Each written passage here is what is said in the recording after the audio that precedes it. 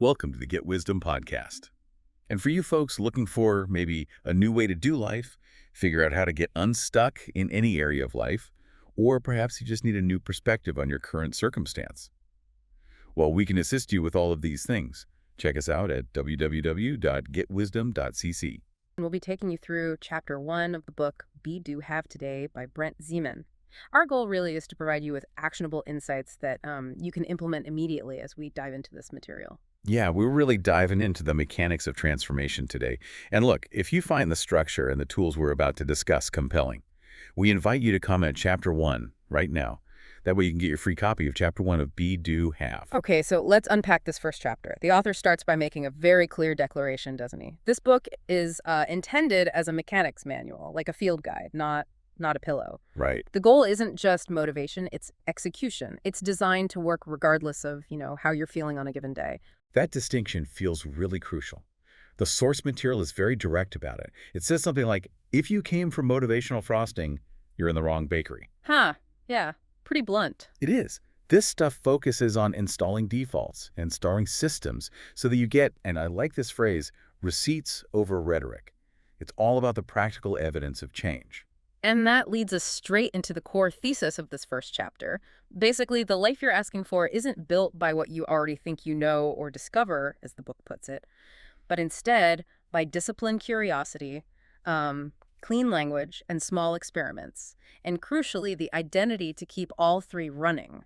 Okay, let's pause on the language there because precision seems key. They really challenge the comfort zone of certainty. Certainty, like the book describes it, it's cozy, right? Like a soft couch. Mm-hmm. But it ultimately trades possibility for predictability. Mm-hmm. And that traps you in just repeating yesterday over and over, like a loop. Exactly. And that's why they strategically use the word discover instead of know. Certainty often just kills curiosity, doesn't it? If you think you already know something, well, your investigation just stops. Discovery implies this ongoing active thing. Always testing, always updating. And it's not just about what you know or discover. They also swap out some emotional or maybe vague terms for things you can actually aim at. Like they prefer intention over purpose. Mm. Purpose can feel so big, maybe even elusive. Right, a bit abstract sometimes. Yeah, but intention. You can aim your intention today. That makes it tactical, immediate. And when discussing the instrument you're using, that thing creating your results, they use the term being instead of heart or soul. Mm. Your being is framed as the foundational identity that all your actions flow from. So transformation, then, it requires operating precisely when certainty is, well, nowhere in sight, when you have to act based purely on who you've declared yourself to be. That clarity brings us right to the central diagnosis of Chapter 1. The issue isn't really that you're stuck. The actual issue is that you are overcommitted to a conclusion. Ah, okay. Exactly. The main idea is anti-certainty. Freedom on the far side of I already discovered. We're not really trapped by external reality so much. We're trapped inside what the book calls the cage made of conclusions. Okay, but hold on. If these conclusions, the things we believe about ourselves or the world, if they give us a sense of stability, isn't challenging them kind of reckless? Why do we resist transformation so strongly? Well, that's the core mechanism of resistance, isn't it? We resist transformation because we hate losing the feeling of being right. Yeah. Your mind apparently adores being the smartest person in the room. Even if it's a prison cell. Yeah, even if the prison cell had decorated itself. To change, you have to risk being momentarily wrong. And for a lot of us, that feels like a direct threat to our identity. That makes a lot of sense. The sources clarified that these conclusions, things like, I'm not the type who leads, or maybe I'm just terrible at public speaking, they were usually put together as safety strategies, ways to survive past situations. They were like armor back then. But now they're just choking off current possibility. They're outdated strategies dressed up as reality. And if you want to sort of expose this autopilot framework that might be limiting your results right now, the book suggests a quick self-scan exercise. It's designed to bypass self-judgment. Let's walk the listeners through that because it forces immediate precision, doesn't it? You just finish a few sentences quickly, like without editing the answer in your head. For example, people with power are 8. Or, to be safe, I must date. Right. That fast, unfiltered answer, it reveals your internal framework. Maybe you wrote people with power are controlling, or to be safe, I must never speak up first. That conclusion, probably based on some past event, could now be running your life, even if it's totally misaligned with, say, your current intention to lead a team effectively. Okay, so once we name that framework, the question becomes, how do we leave the comfort, the certainty of that conclusion and cross into a new way of operating? The book offers this really great mapping tool, the island to ocean map. Yeah, I like this one. This analogy makes the abstract concept really relatable, I think. The island represents everything you're certain of: your familiar narratives, your routines, conclusions, even the painful ones. Okay, the known territory. Exactly.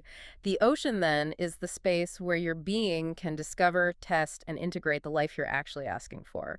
It's the territory of transformation. And crucially, the author emphasizes this isn't about, like, reckless leaps off the cliff. No, not at all. The boat, the vehicle for crossing, is built from disciplined curiosity and small, contained experiments. It's like we're not abandoning the island, but appreciating it while we steadily outgrow it. Yeah, precisely. And to make this map operational, there's a 2-column exercise prescribed. You list, say, 5 conclusions steering your island conclusions on the left side. Okay, let's make that tangible. An island conclusion might be, if I rest, I fall behind. That classic one that leads to burnout. Very common. Or, I need all the information before I can possibly act, which just creates analysis paralysis. Right. Then, in the ocean experiment column, you write the smallest possible test to actually disprove that conclusion. So, for if I rest, I fall behind, the experiment could be, rest for 45 minutes today, measure energy and output tomorrow afternoon. Simple, testable. Okay. For the paralysis conclusion, the experiment might be, draft a 10-point plan with only, say, 60% of the facts and ship it within 2 hours. And the rule here is absolutely vital. Insight with that experiment is just spiritual cosplay. Huh. Yeah, I love that term. Me too. You might feel good because you identified the conclusion, but if you don't ship the action, test it, collect the receipt, nothing actually transforms. You're just admiring the map from the shore. You haven't built the boat. And that intentional action, it demands precise communication. Which brings us to the next major tool. Language is leadership. Your words literally build your world. When you use vague, maybe fatalistic language, you basically surrender your agency. Right, we need to replace the drama with something testable. So instead of saying, I'm overwhelmed, which is just a paralyzing state, you upgrade the language to something like, I'm currently running 3 parallel priorities without a clear sequence. See, that second sentence instantly suggests a skill gap, doesn't it? Sequencing. And that's something that can be trained, maybe even today. Or think about workplace dynamics. If you say, they don't support me, well, you've just made yourself a victim of external stuff. Yep. But if you shift to the actionable phrase, I haven't made a clean request with a deadline to the correct person, suddenly you're back in the driver's seat. Change the sentence, change the sequence, you can transform the result. It's about regaining control through language. And that leads perfectly into the operational identity flip. The be your A have stack. The classic stall tactic that keeps people stuck on the island is have your be. Once I have enough money or recognition, then I'll do the hard work, and then I'll be the successful person. Yeah, that's just a delay mechanism, isn't it? The operational flip starts with be. You declare the identity aligned with your intention. And this isn't just like fluffy affirmation. It's about programming execution, for example. Because I am a precise, steady creator. Okay, so you start the be. Then the do naturally flows from that declared identity. If you are a precise, steady creator, you do the action that proves it. Like, I will ship the first draft of the proposal in 45 minutes without pausing to edit mid-flight. Exactly. And the have. It's simply the outcome, the receipt collected from the action.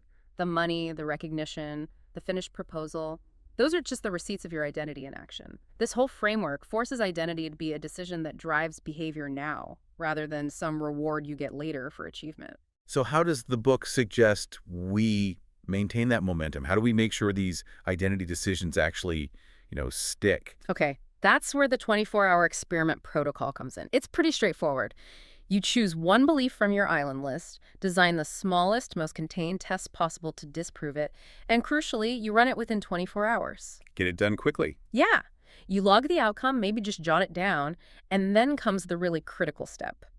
You install a default. The default. This is how consistency beats intensity, right? Absolutely. If your little experiment proves that, say, taking a quick walking break at 10 a.m. drastically improves your focus, the default you install is something like, from now on, when the clock hits 10 a.m., I stand up and walk for 5 minutes. It creates automatic behavior. When X happens, I do Y. No willpower needed eventually. Okay, but inevitably, pressure shows up. Yeah. Things go wrong. That's where skills are forged, I guess. Right. But the book warns that most people make one critical mistake here. They add a second problem. They layer on a dramatic story about the problem. We need, as the book calls it, disruption without drama. Exactly. So when a deadline explodes or a conversation goes sideways, how do we stop that story from dictating our response? How do we manage the disruption without the drama? The book suggests a three-step reset. Step 1, name the signal. Just acknowledge it. This is pressure, okay? This is a feeling of panic. You're acknowledging the emotion because emotions are just indicators, right? They're not dictators. Okay, name the signal. Step 2. Step 2, locate the skill required. Reframe it as training. Okay, this situation has trained my resourcefulness, or maybe this requires better sequencing on my part. Got it. And step 3. Step 3, take one constructive step. Just one. Don't try to fix everything at once. Maybe it's simply, okay, I'm closing all non-essential applications right now, or I'm sending one clear email to reset expectations. You lead the emotion toward an action that reclaims agency instead of just letting the drama sort of engulf you. That feels very practical. Now, moving towards systems for consistency, the book really emphasizes that you can't sustain transformation as some kind of solo genius. Chapter 1 stresses that community acts as a force multiplier, specifically through setting up what it calls a mirror circle. Right, and this is accountability without parole, as they put it. It's not just hanging out with friends. The mirror circle needs 3 distinct roles to really hold your new identity in place. Okay, let's detail those roles. What does the truth teller do? The truth teller is the person who sees what you are actively avoiding. They're the one who will call out the conclusion you've defaulted back to, maybe even when you're unaware of it yourself.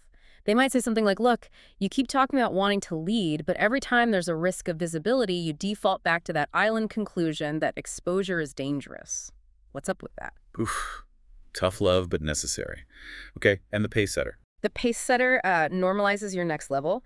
They're often someone who's already operating at the scale you want to achieve. They make your goal seem less like some audacious dream and more like, well, just a simple logistical next step. They shift your internal framework from impossible to just slightly uncomfortable. Makes it feel doable. Okay, and finally, the craft peer. Yeah, the craft peer is there specifically to improve your work, not just boost your ego. They critique the quality of your experiments, your execution, making sure your do step is effective and precise. They care about your results, not just your feelings about the results. Wow, you really need all 3 of those perspectives, don't you, to sustain the journey? Absolutely, it's a structure. That structural approach to community is powerful. Another system strategy the chapter highlights is the power of subtraction. This one's interesting. When results stall, our typical instinct is to add more tasks, right? Do more. But the masters apparently know they need to remove things. Exactly. Subtraction is actually an amplification strategy. We have to kill the zombie tasks. Zombie tasks. Yeah, those tasks that just eat up time and energy but contribute basically nothing to your core one-line intention for the day or week. A classic zombie task might be constantly checking competitor news that doesn't actually change your strategy, or spending like 2 hours organizing your inbox perfectly every single day. Okay, so removing those inefficiencies creates the necessary space to install the final crucial system discussed, the daily cadence. The structure here is very specific, too. Yes. In the morning, you begin by stating the one-line intention for the day, just one. This cuts through all the noise and locks in your focus. It could be something simple like, today, I execute the sales call sequence with precise curiosity. Clear, actionable. And then in the evening, you run the evening 3D review. This sounds like the machine that transforms the daily insights into lasting behavior change. What are the 3Ds again? Discovery, decision, and default. And you run this review fast, like 5-10 minutes. First, discovery. What patterns did I notice today? Where did I maybe default back to an old island conclusion? Second, decision. Based on that discovery, what will I do differently tomorrow? Just one small tweak. Right. And third, default. What new standard or system am I installing based on this learning? Make it automatic. Okay, so if I discover that I lost, say, 90 minutes to scrolling social media when I meant to be working, that's the pattern discovery. I might decide tomorrow to put my phone in a different room during work blocks. That's the decision, and my new default becomes, from now on, I only pick up my phone after the first 90-minute deep work block is totally complete. That's the new standard. Exactly. And it's that boring, relentless consistency. That's how excellence kind of sneaks up on your life. It's not usually dramatic breakthroughs. Yeah, it sounds like the goal ultimately is to rewrite your internal biography. You replace that old thesis statement, like, I'm the one who overthinks decisions, with an actionable, forward-looking one. I'm the one who pauses briefly to orient, then executes a first draft within 20 minutes. Your identity actually shifts to match the new story you're actively executing. Right. This entire framework, starting with anti-certainty, it's designed to empower you to become this unrecognizably effective person. But without all the need for emotional theatrics or waiting for inspiration, it really is the mechanics of transformation. So what does this all boil down to for you, the listener?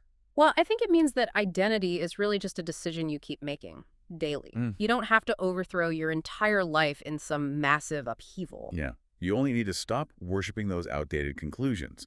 Release the grip, build the small boat, cross the water a little bit each day through those small experiments. The Chapter 1 mantra kind of summarizes it perfectly, doesn't it?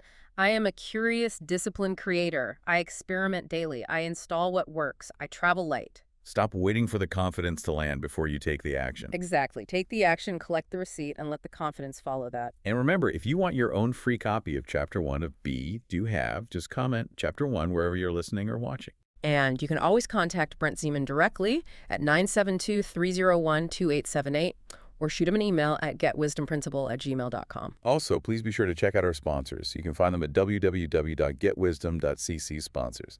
They help keep the lights on here. Thank you so much for listening today. We will see you tomorrow, right here on the Get Wisdom Podcast.